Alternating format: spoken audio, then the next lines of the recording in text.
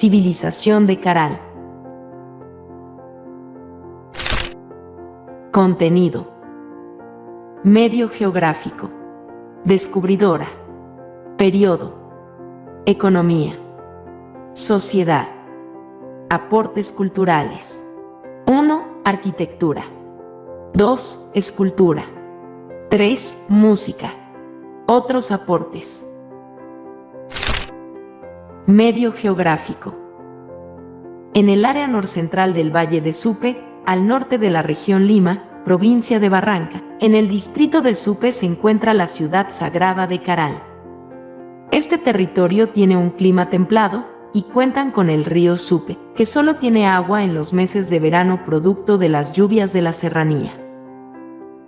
El espacio territorial era estratégico, ya que le permitía a los pobladores tener conexión con otras regiones, pues se encontraba cerca de una meseta altoandina que llegaba al callejón de Huaylas, en su ruta hacia el oriente, hasta las cuencas del Marañón y del Guayaga, es decir, la puerta de ingreso de la Amazonía. Descubridora. A fines de 1997, la arqueóloga Ruth Shady, con apoyo de la Universidad Nacional Mayor de San Marcos, dirigía las investigaciones para identificar la antigüedad de la ciudad sagrada de Caral.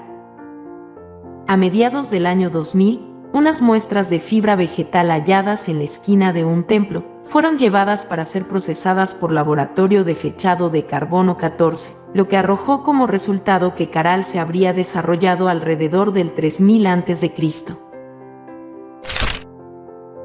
Periodo. Con el aporte del fechado de Caral, se pudo determinar que surgió durante el periodo arcaico superior el año 3000 a.C. Con esta información se le considera como la civilización más antigua de América, la cual es contemporánea a otras como Mesopotamia, Egipto, India y China. Economía. Los habitantes de Caral obtenían recursos de su entorno para construir sus viviendas, elaborar canastas y esteras, utilizaban la madera como combustible. En el río Supe conseguían peces y camarones, mientras que en el valle cultivaban zapallo, frijol, camote, pacae y guayaba. Su principal cultivo fue el algodón, que usaban para fabricar ropa y redes de pesca, y lo intercambiaban por productos que necesitaban, es decir, su economía fue básicamente agrícola-pesquera. Su ubicación territorial les permitió ser el centro de una amplia red de intercambios, que se extendía por la costa y la sierra. Esto se sabe por los diversos objetos elaborados con materiales provenientes de la sierra y la selva andina. Sociedad. En Caral hubo una clara división social. La clase gobernante estuvo conformada por sacerdotes y funcionarios que se encargaban de dirigir los rituales públicos, preparar las ceremonias y los trabajos colectivos, administrar el tributo, analizar los datos astronómicos y elaborar calendarios para organizar las actividades del pueblo. Vivían en grandes casas y tenían objetos lujosos como hachas de cuarzo, asientos de vértebras de ballena y collares de cuentas exóticas. La clase más numerosa estaba formada por agricultores y pescadores, quienes reconocían el poder de los gobernantes pagándoles el tributo a través de dos formas, con su trabajo o entregando productos. Estos pobladores, además de sus faenas habituales, se dedicaban a prestar servicios a la ciudad. Sus viviendas eran pequeñas y sencillas. Aportes culturales. Para nosotros esta civilización ha dejado un legado en diversas áreas. 1. Arquitectura. Comprende un total de 32 estructuras públicas y varios conjuntos residenciales, y a sus alrededores se construyeron varios conjuntos de viviendas. Se puede dividir en dos mitades de acuerdo a la estructura de la ciudad. Mitad alta. Pirámide mayor, varias pirámides de gran dimensión, una plaza circular, dos áreas para ceremonias masivas, unidades de vivienda y un conjunto residencial extenso. Mitad baja.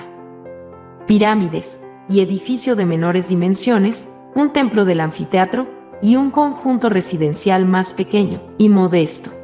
Para la construcción de pirámides y edificios públicos utilizaron muros de piedra con morteros de arcilla y piedras menores envueltas en cicras, bolsas tejidas con fibras vegetales. En cambio, para construir sus viviendas usaron muros de armazón vegetal a base de palos de sauce, con guarangos y caña brava. Escultura. En varias estructuras de Caral se ha encontrado un centenar de estatuillas con representaciones humanas, elaboradas en arcilla no cocida de 10 centímetros de altura. La mayoría están rotas o con ausencia de algunas partes como brazos, piernas o cabeza. Además, se cree que formaron parte de algún ritual relacionado a las construcciones. Estas estatuillas también han brindado información de cómo se vestían y sobre los tocados y peinados de los habitantes. 3. Música.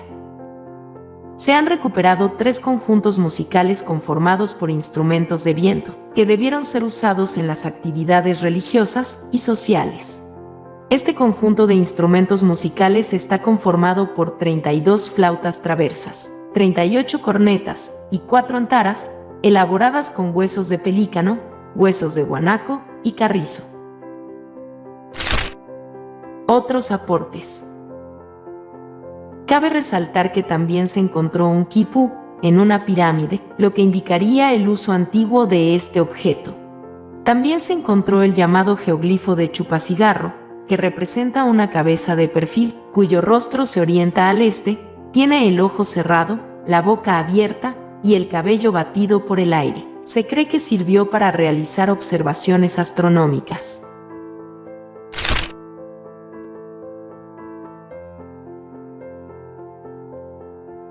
Comparte, comenta, dale me gusta, suscríbete e interactúa para seguir aprendiendo sobre historia.